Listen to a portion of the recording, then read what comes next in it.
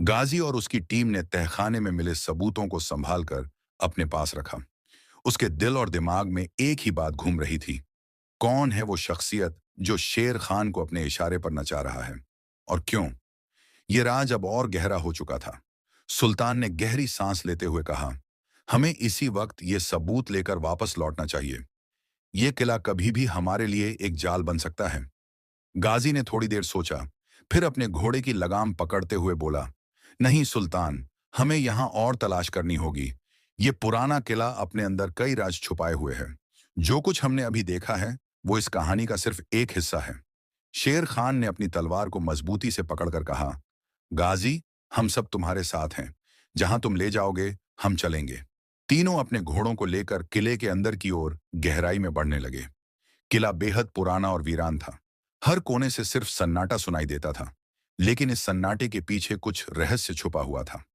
एक अंधेरे गलियारे में आगे बढ़ते हुए उन्हें एक पुराना दरवाजा दिखाई दिया, जो सिर्फ एक पतली दरार से खुला था। गाजी ने अपनी मशाल की रोशनी अंदर डालकर देखा। अंदर एक बड़ा कमरा था, जिसमें कई पुराने संदूक और परछाइयां थीं।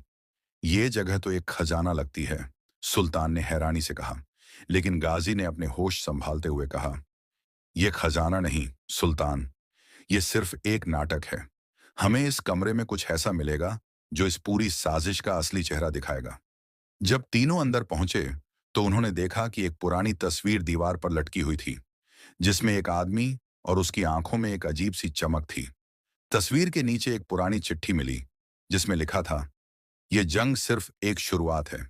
असली खिलाड़ी पर्दा उठने का इंतजार कर रहे हैं। ये पढ़कर गाजी के चेहरे पर एक और उलझन थी, लेकिन उसकी आंखों में अब एक नई चमक थी। हमें इस तस्वीर और चिट्ठी को लेकर वापस लौटना होगा। ये सबूत हमारे लिए जरूरी है।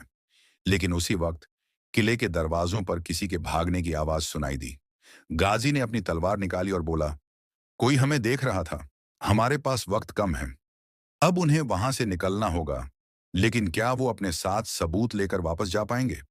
क्या उन्हें रास्ते में कोई और राज मिलेंगे?